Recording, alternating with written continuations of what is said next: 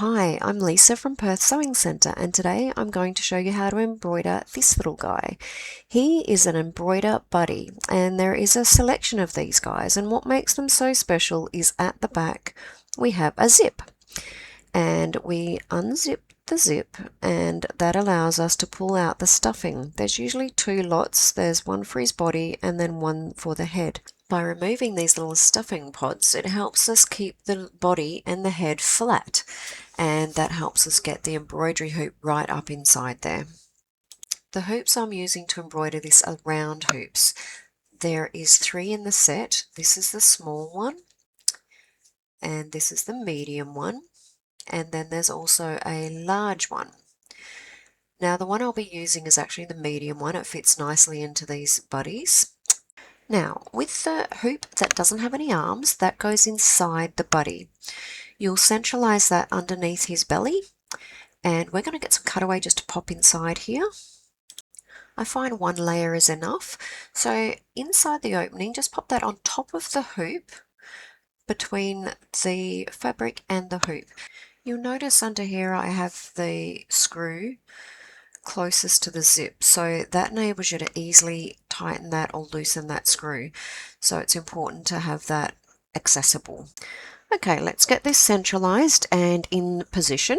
So maneuver and manipulate your fabric so that your hoop fits right around that belly area there, and that's where I find the medium hoop is really good. Simply pop the hoop with the arms on top and gently ease the fabric out. Do not overstretch this area.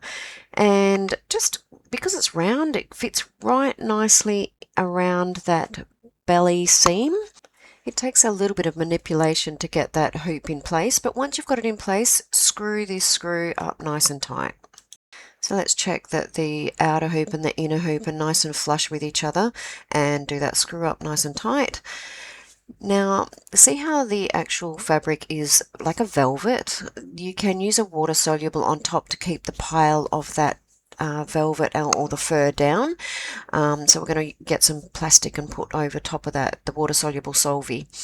So you could actually hoop it at the same time, but I find if we just grab the solvy and we just place it on top and pin it well outside the embroidery area.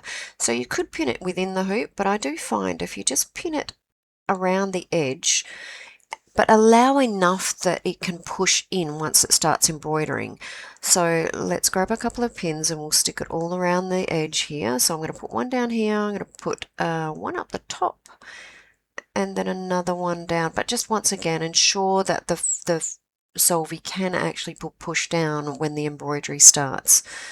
Okay, it's time to select our design and get this little guy embroidered. Now, we actually turn it around the other way so that the opening here goes around the free arm. We'll take off our table support.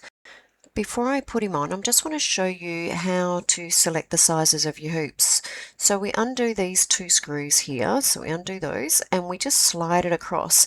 Now, I don't know if you can see there, but there is actually a line, there's 3 lines there. By using these 3 lines here, it actually makes it easy to slide this arm in or out. So you've got the smallest hoop here lines up with the first line. As you slide it out, it'll go to the middle line and then the largest line. So use these 3 lines to easily guide it. So we're going to leave it on the middle line, and that's our medium hoop, and do these 2 screws tight. Now it's time to put our hoop onto the machine. So just open that opening up to be able to get it up over that free arm, and I find that if you put his little legs down under the hoop, it makes it a little bit easier. So just pop that leg down there and gently ease that fabric underneath the needles, making sure you don't damage your needles or your foot, and then line your hoops up onto the arms and click it into place. So see how this hoop is on this side, this hoop is on this side, and they go under that arm. So I'll try and hold the camera at the same time, and with both hands evenly at the same time apply pressure and put that in. So just remember his legs go underneath the arms and make sure that all the backing of the toy is out of the way. Make sure that the solvay is well and truly flat and not doubled over, and that the clips are in place. It's very important that these are lined up and in place. Alright, let's get him started. Just a quick double check, make sure your solvay is nice and flat, it's not doubled over, it's pinned up out of the way, our hoop is clipped in, and let's find our design. Once that opens up, you'll see all your designs. So this is the one we want to use here, and we're going to press set. Now you'll notice at the top of your screen it shows you the 3 hoops. We want to use the medium one, but it's not showing, so we need to change the size. So we press size, and there's 2 icons. We want the second one. This will recalculate the size plus the stitches, so it is the best one to use. We really only need to press it like once to shrink it down. So you press that and you'll notice it's not showing at the moment, but if we press it once, or maybe twice, it will then have a cross in the middle and show that it will actually fit into our medium size hoop. So that's what we want. We press OK, and you've then got to remember that we do need to rotate the design because we've got our toy upside down. So we need to rotate the design.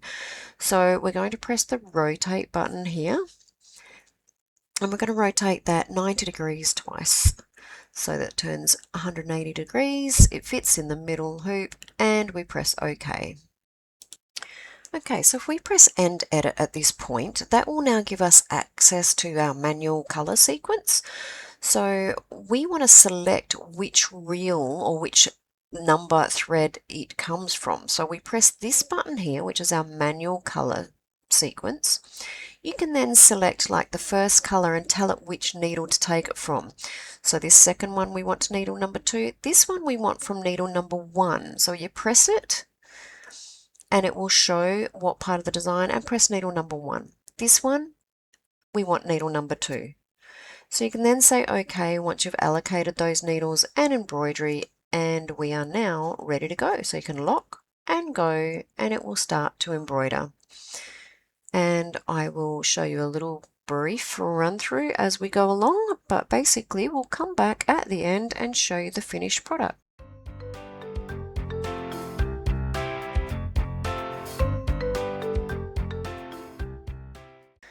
And there we have it. The little guy is all embroidered and ready to go to his new home. So these are a couple of the other ones that are available, but there are so many more out there.